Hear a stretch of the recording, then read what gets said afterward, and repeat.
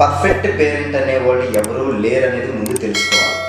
ఎందుకంటే perfect parenting అనేది ఎక్కడ ఉండదు. పిల్లలు కూడా పర్ఫెక్ట్ పేరెంటింగ్ కోరుకోరు. కావాల్సింది ఎమోషనల్లీ అవైలబుల్ పేరెంట్ కావాలని పిల్లలు కోరుకుంటారు. ఎందుకంటే పిల్లలకి ఏ ప్రాబ్లం వచ్చినా, ఏ ఫీలింగ్స్ వచ్చినా, ఎలాంటి ఎమోషన్స్ వచ్చినా షేర్ చేసుకోవడానికి అవైలబుల్గా పేరెంట్స్ ఉన్నప్పుడు పేరెంట్స్తో రిలేషన్షిప్ స్ట్రాంగ్ అవుతుంది అన్నమాట.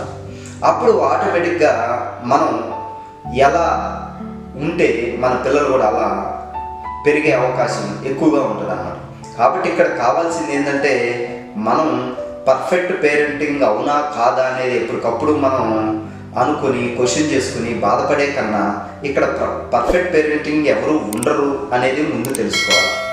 పిల్లలకి కావాల్సింది ఏంటంటే ఎమోషనల్లీ సెక్యూర్ కానీ, ఎమోషనల్లీ అవైలబిలిటీ కానీ, మన ప్రెజెన్స్ ఎప్పుడు పిల్లలతో ఉన్నప్పుడు వాళ్ళు ఏదన్నా మిస్టేక్స్ చేసినా పేరెంట్స్ కూడా దాన్ని రెక్టిఫై చేసి దాన్ని కరెక్షన్ చేసి ఇలా కథం ఇలా అని చెబితే ఈజీగా పిల్లలు కూడా యాక్సెప్ట్ చేస్తారన్నమాట.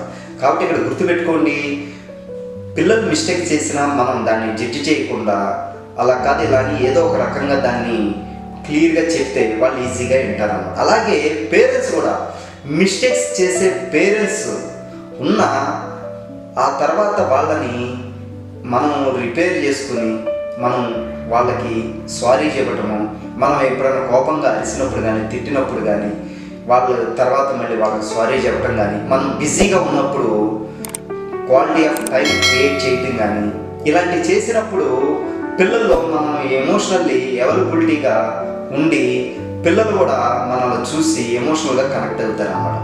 కాబట్టి ఇక్కడ పిల్లలకు మనం ఇవ్వాల్సింది పర్ఫెక్ట్ పేరెంటింగ్ కాదు, లవ్, ఎఫెక్ట్, ప్రెజెన్స్. మన లవ్ కానీ, మన ఎఫర్ట్స్ కానీ, మన ప్రెజెన్స్ కానీ పిల్లలకు అందిస్తే పిల్లలు ఎమోషనల్గా స్ట్రాంగ్గా కాన్ఫిడెంట్గా పెరుగుతారన్నమాట.